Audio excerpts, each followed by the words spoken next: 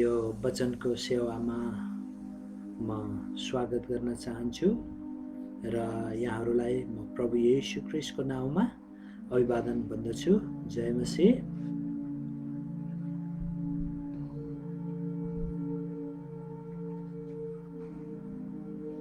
हामी अब सिधै वचनको भागमा जानेछौँ। आशा छ यहाँहरू सबैजना सकुशलै हुनुहुन्छ र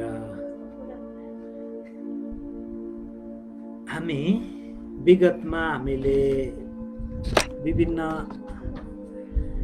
विषयहरूमा वचन सुनिरहेका छौँ र हेरिरहेका छौँ। आज पनि हामी त्यस्तै एउटा विषयसँग सम्बन्धित रहेर वचन सुन्नेछौँ अर्थात् हेर्नेछौँ।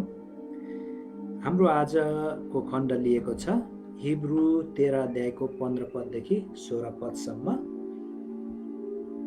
माफ गर्नुहोस्।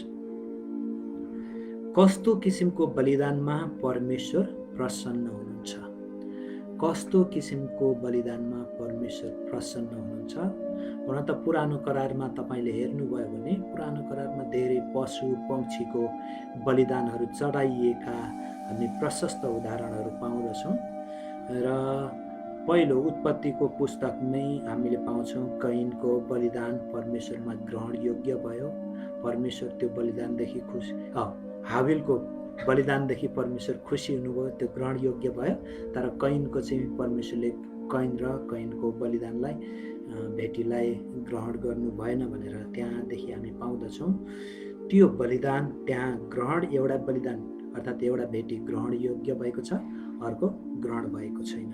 त्यसपछि हामीले हेर्दै गयौँ भने त्यस्ता घटनाहरू थुप्रै हामी पाउँछौँ। अगमवक्ताका पुस्तकहरूमा पनि थुप्रै घटनाहरू छन्। अनि पहिलो सामुएलको 15 अध्यायको 22 पदमा परमेश्वर भन्नुहुन्छ, होम बलि र बलिदान भन्दा बढी म आज्ञा पालन नै रुचाउँछु।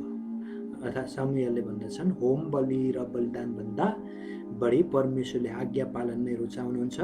आज्ञा पालन बलिदान भन्दा उत्तम हो भनेको छ।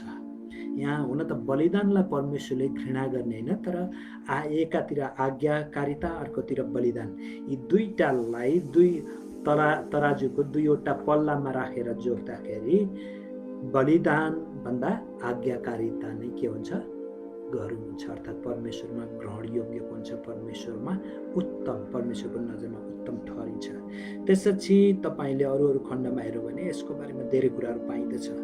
यसरी परमेश्वरले भन्नुहुन्छ, म तिमीहरूका बलिदान, पुरानो करारमा इजरायलीहरूलाई तिमीहरूका बलिदानदेखि, साँडेका बलिहरूदेखि, पशु पक्षीका बलिहरूदेखि म अगाएको छु, म तिनीहरूलाई घृणा गर्दछु भनेर भन्नुहुन्छ। खास कारण के हो? आज तपाईँ र मैले पनि कस्तो किसिमको बलिदान चढाउँदाखेरि परमेश्वर प्रसन्न हुनुहुन्छ? आज हामी त्यो हेर्नेछौँ। परमेश्वरले तिमीहरूको बलिदानदेखि म अगाएछु, म घृणा गर्दछु भन्नुभएको छ भने त्यस्तो अवस्थामा तपाईँ र मैले कस्तो किसिमको बलिदान चढायौँ भने परमेश्वरले स्वीकार्नु हुँदछ। परमेश्वर त्यो बलिदानप्रति खुसी हुनुहुन्छ। आज त्यस किसिमको बलिदान हामी हिब्रूको 13 अध्यायको 15 देखि 16 पदसम्मबाट हेर्नेछौँ। पहिलो कुरो त कस्तो किसिमको बलिदानमा परमेश्वर प्रसन्न हुनुहुन्छ भन्दाखेरि हिब्रूको 13 अध्यायको 15 पद अनुसार येशूद्वारा निरन्तर चढाइएको प्रशंसामा, येशूद्वारा निरन्तर चढाइएको प्रशंसामा। प्रशंसा पनि के हो? एउटा बलिदान हो। हामी सम्झिन्छौँ बेला बेलामा, म यसो हेर्दछु हिजो आज नेपालमा पशु पक्षीको अनि गढी माईको मेलामा धेरै राँगा बलि दिन्छ। दसैँतिर दक्षिणकालीमा धेरै पशु पक्षीको बलि चढाइन्छ, रगतको खोलै जस्तो बग्दछ। कति मानिसले अनि बलिको विरोध गर्दछन्। त्यो हुन त आफ्नो ठाउँमा कसैले बलि चढाउँदछन्, उनीहरूको आस्थाको कारणले गर्दाखेरि कसैले विरोध गर्दछन् पशुको अधिकारको कुरा लिएर, र कतिले किन हो कसो हो त्यो थाहै नपाइकन गर्दछन्। पुरानो करारमा पनि यस्तै गरी हिजो आज नेपालमा चढाइए जस्तै, कसलाई चढाउने चाहिँ भिन्दै कुरा, तर हिजो आज चढाइए जस्तै पशु र पक्षीको प्रशस्त बलिदान चढाइन्थ्यो। अनि नयाँ करारमा आज हामीसँग चाहिँ परमेश्वर पशुको बलिदेखि प्रसन्न हुनुहुन्न भन्ने कुरा पुरानो करारदेखि नै स्पष्ट हुँदै आएको छ। तपाईँले यर्मियाको 6 अध्यायको 20 पद हेर्नुभयो, त्यसै गरी यशायाको 1 अध्यायको 11 पद, त्यसै गरी आमोसको 5 अध्यायको 22 पद हेर्नुभयो भने परमेश्वरले के भन्नुभएको छ भन्दाखेरि म यी बलिदेखि, पशुको पंक्षीको बलिदेखि म अघाएको छु। ती बलिदान मलाई अब चाहिँदैन, मलाई ती बलिदान मन पर्दैन भनेर उहाँले भन्नुभएको छ। मुख्य कुरो ती बलिहरू मन नपर्नुको कारण चाहिँ के भन्दाखेरि तिनीहरू पुरानो करारका विश्वासीहरूले परमेश्वरको वचनलाई चाहिँ घृणा गर्ने, समाजमा न्याय नगर्ने, तर बलिदान चाहिँ चढाउन नछोड्ने, भित्र मनभित्र चाहिँ पाप राख्ने तर बाहिरको धर्म कर्म चाहिँ उनीहरूले देखाउने गर्थे। त्यसकारण परमेश्वरले यहाँ भन्न खोज्नु भएको भित्रदेखि तिमीहरूले म प्रति उपासना गर्दैनौ तर बाहिर मान्छेहरूलाई देखाउने किसिमको भक्ति अर्थात् बलिदान चढाउँछौ, त्यो चाहिँ म घृणा गर्छु भनेर भन्नुभएको। पछि त्यसै कारण परमेश्वर त्यो बलि चाहनुहुन्न। यशायाको 1 अध्यायको 13 पदमा हेर्नु भने व्यर्थका बलिहरू परमेश्वर चाहनुहुन्न भनेर लेखिएको छ। व्यर्थका बलिहरू परमेश्वर चाहनुहुन्न। त्यसो त कस्तो किसिमको बलि चाहनुहुँदो रहेछ भन्दाखेरि सबैभन्दा अहिलेसम्मको संसारमा उत्तम बलि भनेको येशू ख्रीष्टको बलिदान हो, जो सारा संसारका मानिसको पापको निम्ति गरिएको बलिदान थियो। परमेश्वर स्वयं मान्छेको शरीरमा आएर अनि सारा संसारको निम्ति, संसारको पापको निम्ति उहाँ क्रुसमा बलिदान हुनुभयो। अहिले त्योभन्दा उत्तम बलिदान बाइबलमा कहीँ पनि छैन। र व्यवस्थाले पशु पंक्षीको बलिदानको माग गर्दथ्यो भने त्यो त येशू ख्रीष्ट बलि हुने कुराको छाया मात्रै थियो। त्यसकारण हामी किन पशु पंक्षीको बलिदान चढाउँदैनौँ भन्दाखेरि किनकि पशु पंक्षीको बलिदान चाहिँ परमेश्वर नै मान्छेको रूपमा आएर अनि मानिसका पापको निम्ति बलिदान हुने कुराको छाया थियो। अब परमेश्वर नै बलिदान, वास्तविक बलिदान नै बलिदान भइसकेपछि हामीले छायाको सेवा गर्नु आवश्यक छैन। त्यसकारण पशु पंक्षीको बलिदान अब हामी ख्रीष्टमा विश्वास गर्नेहरूको निम्ति आवश्यक छैन। आवश्यकै नभएको व्यर्थ कुराको निम्ति किन हामीले फेरि बलिदान चढाउने? जुन आवश्यकै छैनन् त्यो चढाइराख्नु पर्दैन। त्यसकारण हामी पशु पंक्षीको बलिदान चढाउँदैनौँ। येशू ख्रीष्ट सबैभन्दा उत्तम बलिदान भएकोले अब फेरि अर्को बलिदान हामीलाई कमसल, त्योभन्दा कमसल बलिदान हामीलाई चढाउनु आवश्यक छैन। तर हामीले अब के चढाउनु पर्दछ त भन्दाखेरि हामीले हाम्रो हृदयदेखि आएको प्रशंसाको बलि परमेश्वरमा चढाउनु पर्दछ। परमेश्वरले यो प्रशंसाको बलि चाहिँ एकदमै रुचाउनु हुँदछ। तपाईँ र म जब भेला हुँदछौँ एक ठाउँमा, जब ख्रीष्ट येशूलाई विश्वास गर्ने व्यक्तिहरू एक ठाउँमा भेला हुँदछौँ, हामी के गर्दछौँ? हामी भजन कोरस गाउँदछौँ, प्रार्थना गर्दछौँ, भेटी चढाउँदछौँ, वचन पाठ गर्दछौँ, एकअर्काको निम्ति हामी प्रार्थना गर्दछौँ। यी सबै के हुन्? प्रशंसाका भागहरू, आराधनाका भागहरू। अनि यो परमेश्वरले हाम्रो हृदयदेखिको प्रशंसाको बलि चाहनुहुन्छ र त्यसमा परमेश्वर एकदमै प्रसन्न हुनुहुन्छ। हामी कलसीको 3 अध्यायको 16 देखि 17 पद हेरौँ। यहाँ कसरी लेखिएको छ म पढिदिन्छु। कलसीको 3 अध्यायको 16 देखि 17 पद। ख्रीष्टको वचन तिमीहरूमा प्रशस्तसँग बास गरोस्, पूरा बुद्धिमानी साथ एउटाले अर्कालाई सिकाऊ र अर्ती देऊ र परमेश्वर प्रति आफ्नो हृदयमा रहेको कृतज्ञता साथ भजन, स्तुति र आत्मिक गान गाऊ। कुरा वा काममा जे जे गर्छौ सबै कुरा उहाँद्वारा नै परमेश्वर पितालाई धन्यवाद चढाउँदै प्रभु येशूको नाउँमा गर। आमेन। यहाँ के भनेको छ भन्दाखेरि परमेश्वरले जे जति गर्नुभएको कुरा तपाईँ विश्वास गर्नुहुन्छ अनि तपाईँ परमेश्वरले मलाई यो कुरा गरिदिनु भएको छ भनेर हृदयमा एकदमै परमेश्वरप्रति कृतज्ञ हुनुहुन्छ, परमेश्वरप्रति धन्यवादी हुनुहुन्छ, परमेश्वरप्रति आभारी हुनुहुन्छ र तपाईँ आभारी भएर परमेश्वरलाई स्तुति चढाउनुहुन्छ, प्रशंसा चढाउनुहुन्छ, भजन गाउनुहुन्छ, कोरस गाउनुहुन्छ। अनि ती कुरा नै के हुन्? ती हृदयदेखि, हृदयबाट कृतज्ञता भएर अनि आभारी भएर परमेश्वर प्रति चढाउने ती प्रशंसाका भेटीहरू हुन्। परमेश्वरले यो ओठे भक्ति मात्रै चाहनुहुन्न। हिजो आज धेरै व्यक्तिहरूले ओठे भक्ति चढाउँदछन्, पटटटटट मान्छेहरूको अगाडि।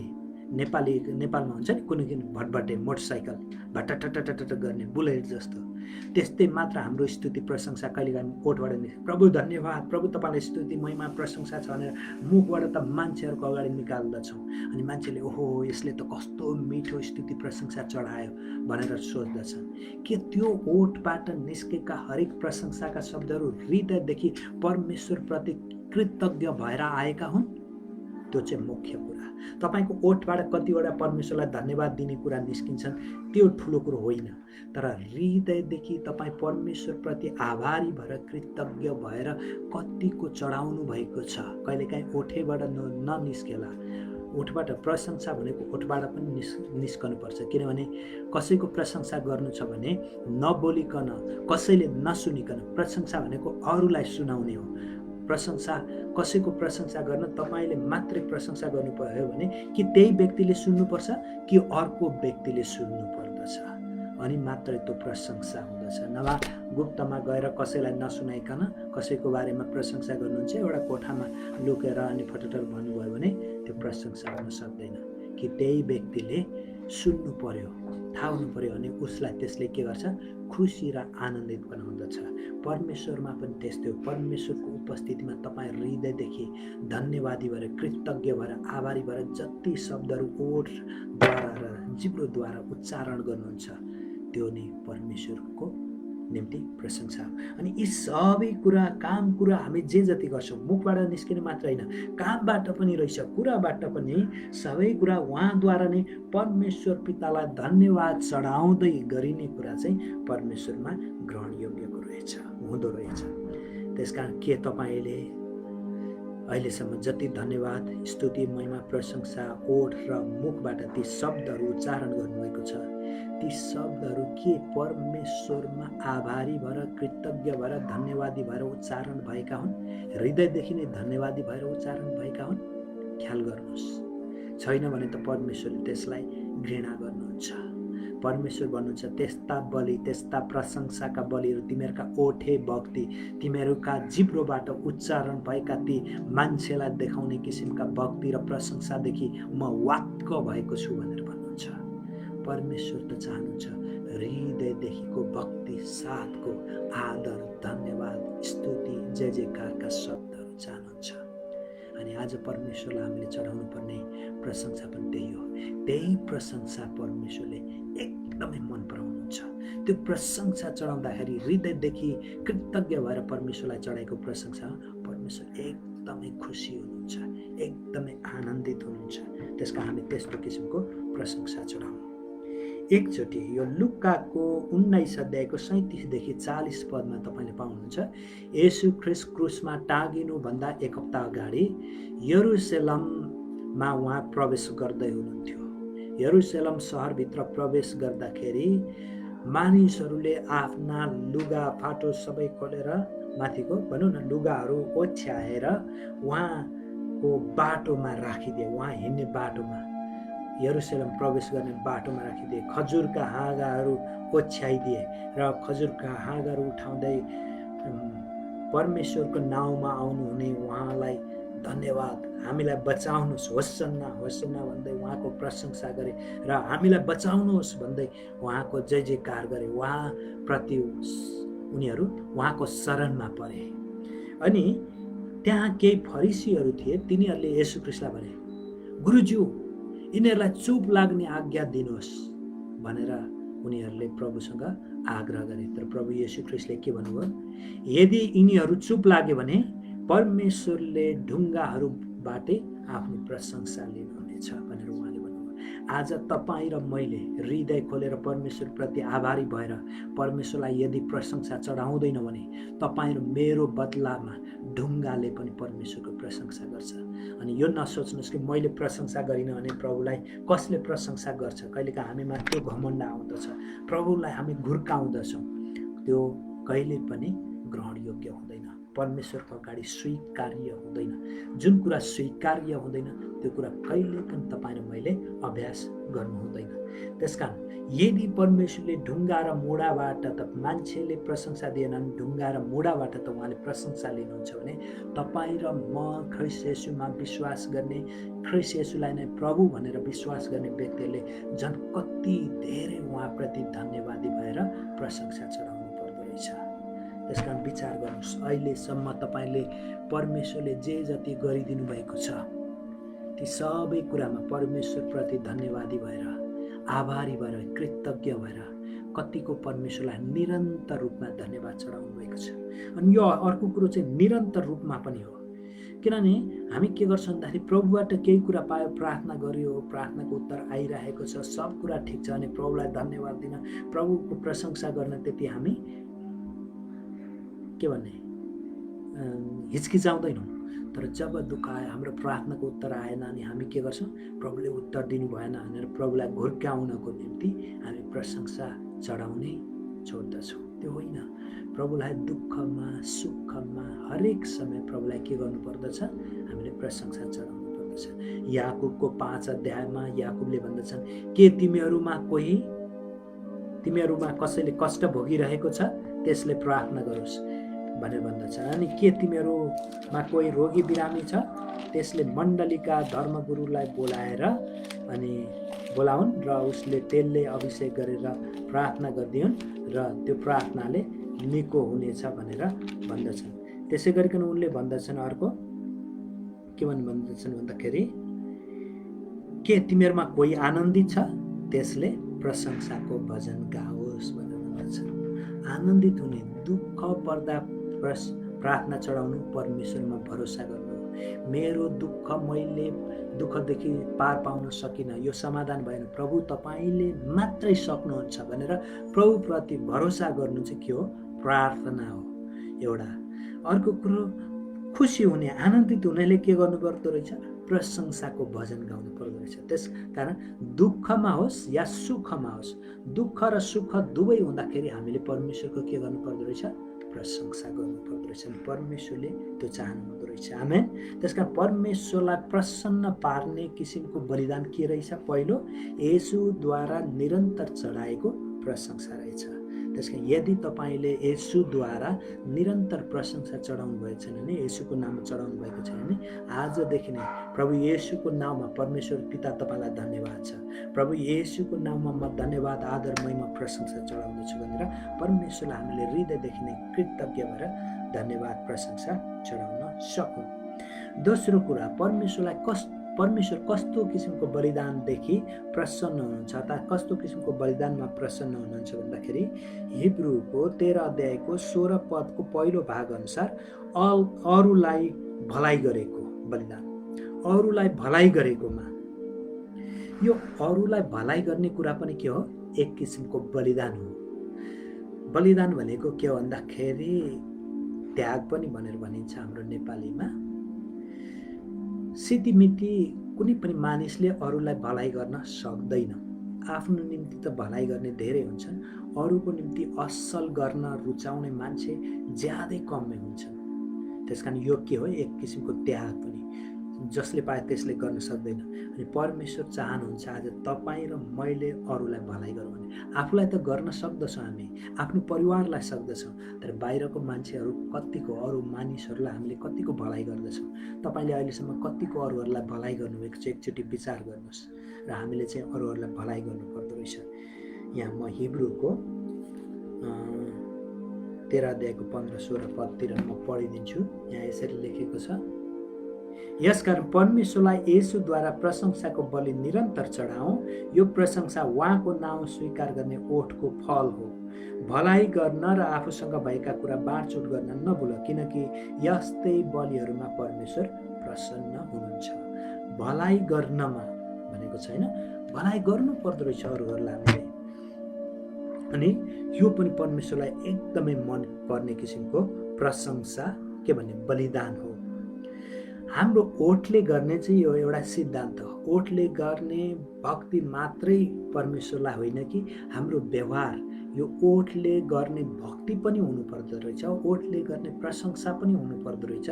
तर यो ओठको कुरालाई हामीले व्यवहारमा पनि उतार्नु पर्दो रहेछ।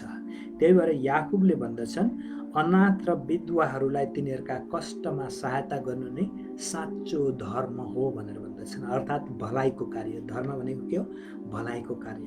साँचो भलाइ के रहेछ भन्दाखेरि विधवा र अनाथहरू, असहायहरू, गरिबहरूलाई उनीहरूको दुःख, कष्ट, पीडा, आवश्यकता, बिमारीपनामा असल गर्नु, भलाइ गर्नु नै प्रशंसा रहेछ।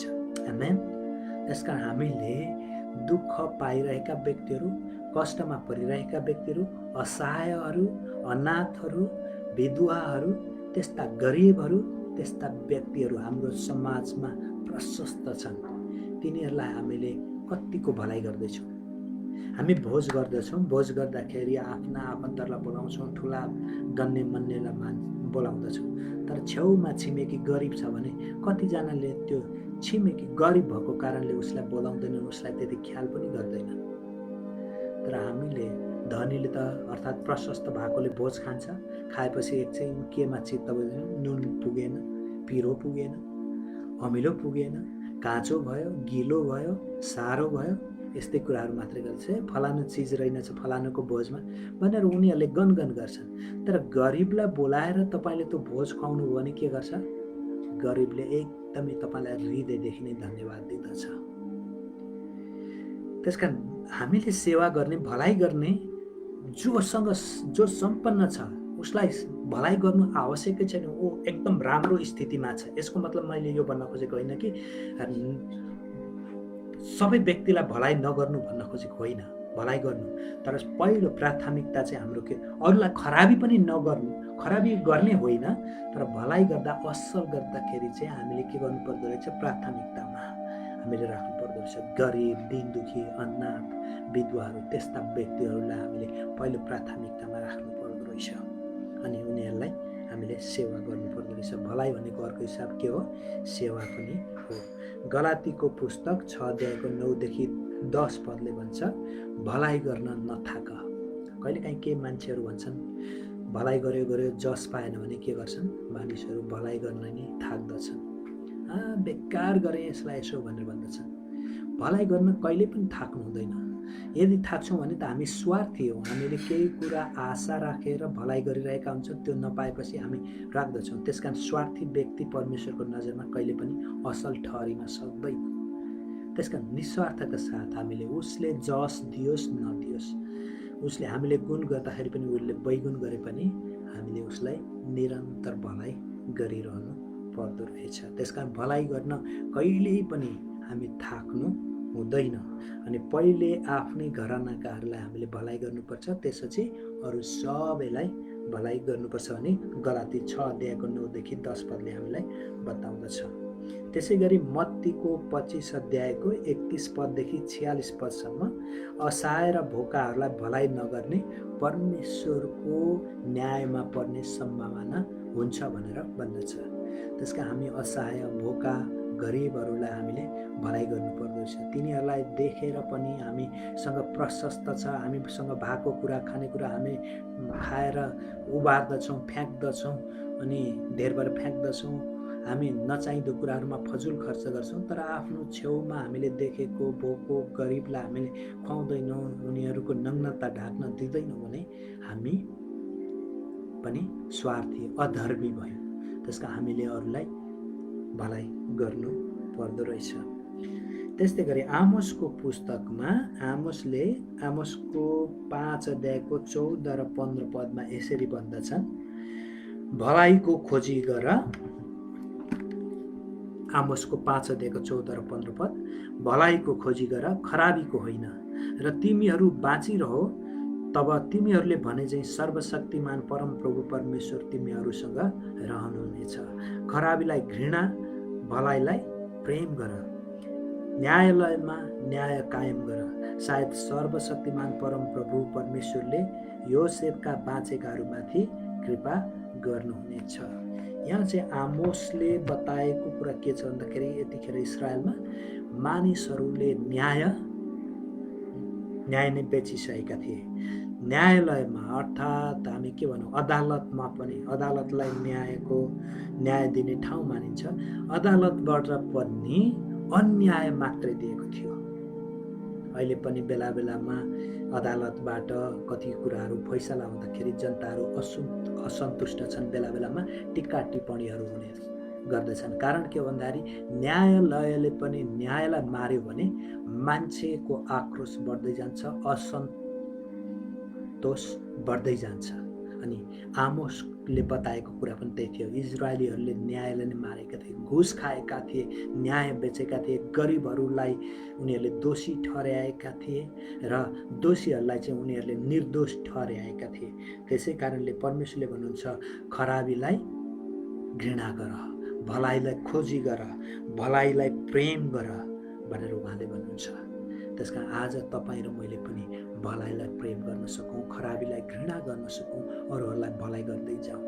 के तपाईँले आफ्नो छेउमा देख्नुभएका दीन दुखी गरिब असहाय अनि त्यसै गरिकन विधवा यस्ता व्यक्तिहरूलाई माग्ने, यस्ता व्यक्तिहरूलाई तपाईँले भलाइ गर्नुभएको छ?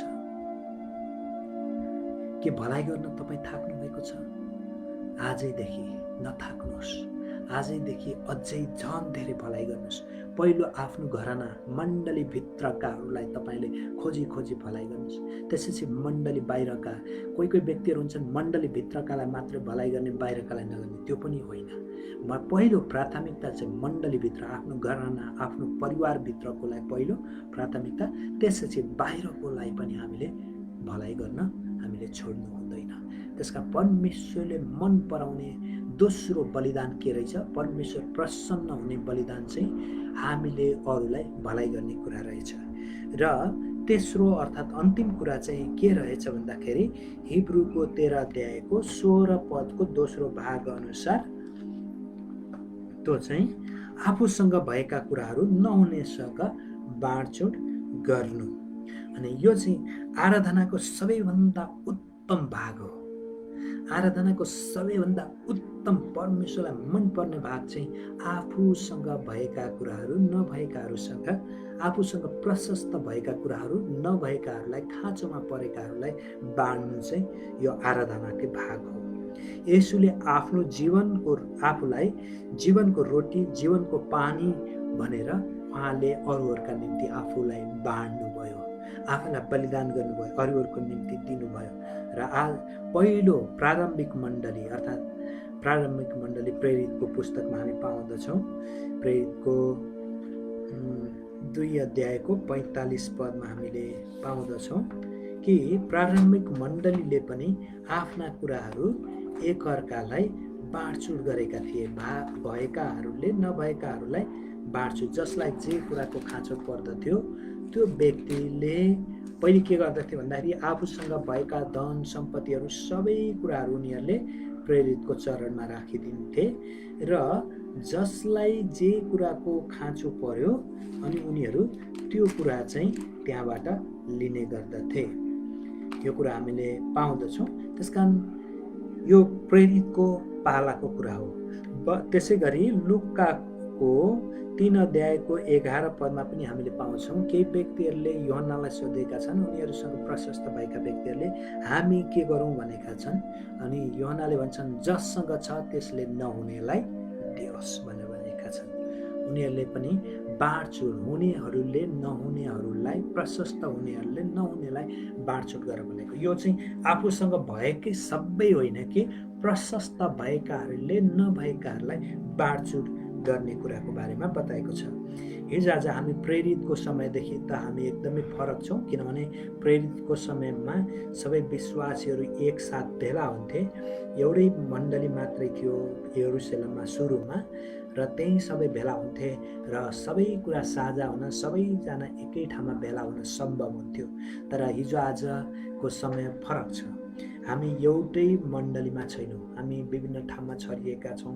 एकै ठाउँमा हामी भेला हुन सक्दैनौँ। जस्तो नेपालमा छौँ, नेपाल र इन्डिया अर्थात् नेपालकै पनि काठमाडौँदेखि तराईको व्यक्तिहरूसँग एकैचोटि हामी भेला हुन सक्दैनौँ। यो अहिले त झन् लकडाउनको कारणले गर्दाखेरि हामी भेला हुन सक्दैनौँ। जति भेला हुन्छौँ हामी अनलाइनमै भेला हुँदछौँ। कति ठाउँमा इन्टरनेटको सुविधा नभएर अनलाइनमा पनि भेला हुन असम्भव छ।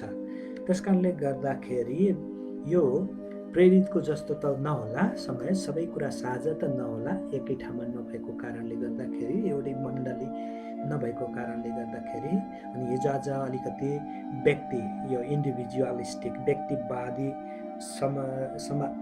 हाबी भएको कारणले गर्दा त्यो चाहिँ सम्भव नहोला। तर पनि हामीसँग प्रशस्त छ भने, मसँग प्रशस्त छ भने, मैले कोही खाँचोमा परिरहेको देखेको छु भने मैले उसँग बाँड्नुपर्छ। तपाईँसँग प्रशस्त छ भने नहुनेसँग बाँड्नुपर्छ। र अहिले धेरै नेपाली मण्डलीहरूले र संसारभरिको मण्डलीहरूले एउटा उदाहरणीय काम गरेको छ। यो लकडाउनमा विशेष गरी मजदुर, गरिब, भोकाहरूलाई उनीहरूले बाँडेका छन्। अनि आफूसँग भएका कुराहरू नभएकाहरूलाई बाँडेका छन्। परमेश्वरले चाहेको कुरा यही हो। आमेन। हामीले यसै गरी बाँड्नु पर्दछ। र यो आराधनाको सबैभन्दा उत्तम भाग हो। मण्डलीमा पनि भेटी दशांश थुप्रिन्छ। त्यो थुप्रिनुको कारण चाहिँ मण्डलीको पास्टरलाई, मण्डलीमा सेवा गर्ने व्यक्तिहरूलाई तलब खुवाउन र मण्डली भवन बनाउन मात्रै होइन। यो चाहिँ के हो? नभएकाहरूलाई उनीहरूको खाँचोमा सहायता गर्न पनि हो। बाइबलमा हेर्नु भने भेटी दशांश उठाउनुको उद्देश्य नै के हो? परमेश्वरले त त्यो खानुहुन्न। अनि त्यो कसलाई भन्दाखेरि पहिले लेवीहरूले सेवा गर्थे, उनीहरूको हुँदैन थियो, उनीहरू खाँचोमा हुन्थे, उनीहरूसँग बाँडचुँड गर्न। पछि विधवालाई, अनाथहरूलाई बाँडिन्थ्यो। प्रेरितको पुस्तकमा पनि यो कुरा हामी पाउँदछौँ। अनि मन्दिर बनाउन बेला बेलामा खाँचो पर्दाखेरि दशांश उठाएको कुरा मलाकीको पुस्तकमा पाउँदछौँ। अनि जब खाँचो पुरा भयो अनि दशांश भेटीहरू उठाउन पनि बन्द गरिएको कुरा प्रस्थानको पुस्तक, मलाकीको पुस्तक अनि अरू विभिन्न पुस्तकहरूमा पाउँछौँ। त्यसका भेटी दशांश चाहिँ मण्डलीमा पास्टरको तलब अनि मण्डलीमा सेवा गर्ने व्यक्तिहरूलाई खर्च गर्न र त्यसै गरी मण्डली भवन बनाउनलाई मात्रै होइन, प्रभुको सेवाको निम्ति हो। र नभएकाहरूलाई बाँडचुँड गर्न, भएकाहरूले दिएर नभएका व्यक्तिहरूलाई उनीहरूको खाँचोमा सहायता गर्नको निम्ति हो।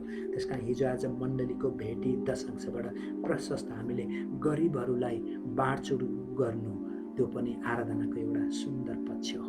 त्यसकारण मण्डलीले कहिले पनि यो कुरामा थाक्नु हुँदैन, कहिले पनि लोभ लालच गर्नुहुन्न। जसरी विश्वासीहरूले लोभ लालच नगरिकन मुट्ठी खोल्दछन्, मण्डलीले पनि मुट्ठी खोलेर हामीले सहायता गर्नुपर्दछ। त्यो चाहिँ परमेश्वरले मन पराउने बलिदान हो। त्यसकारण के तपाईँ र मैले परमेश्वरले मन पराउने बलिदान गरेका छौँ? आफूसँग भएका कुराहरू, प्रशस्त कुराहरू नभएका व्यक्तिहरूलाई हामीले बाँडचुँड गरेका छौँ? छैन भने आजदेखि बाँडचुँड गरौँ। परमेश्वर यसमा एकदमै खुसी हुनुहुन्छ। अन्त्यमा म यही भन्न चाहन्छु, कस्तो किसिमको बलिदानमा परमेश्वर प्रसन्न हुनुहुन्छ भन्दाखेरि, पहिलो येशूद्वारा निरन्तर चढाइएको प्रशंसामा, दोस्रो अरूलाई भलाइ गरेकोमा, तेस्रो आफूसँग भएका कुराहरू नहुनेहरूसँग बाँडचुँड गर्नेमा। त्यसकारण यति गऱ्यौँ भने परमेश्वरले यसरी हामीले यो र यस्ता किसिमका बलिदान र यसरी हामीले परमेश्वरलाई बलिदान चढाउँछौँ भने परमेश्वर त्यसमा एकदमै खुसी हुनुहुन्छ। अनि हाम्रो जीवनको प्रमुख उद्देश्य नै परमेश्वरलाई प्रसन्न पार्नु हो। यदि परमेश्वर खुसी, प्रसन्न हुनुहुन्छ भने त्यहाँदेखि हामीलाई अरू के चाहियो? सबै कुरा हामीलाई प्रशस्त भइहाले। त्यसकारण हामी परमेश्वरलाई प्रसन्न पार्नतिर लागौँ। हाम्रो बलिदानद्वारा परमेश्वरलाई हामीले प्रसन्न पार्न थालौँ।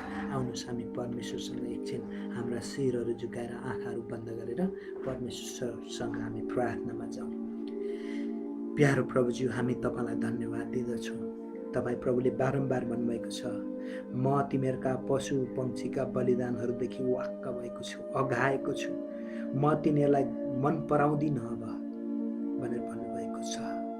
तर आज हामीले हिब्रूको पुस्तकको 13 अध्यायबाट हेरेका छौँ, तपाईँलाई त्यहाँ मन पर्ने बलिदानहरू पनि रहेछन्।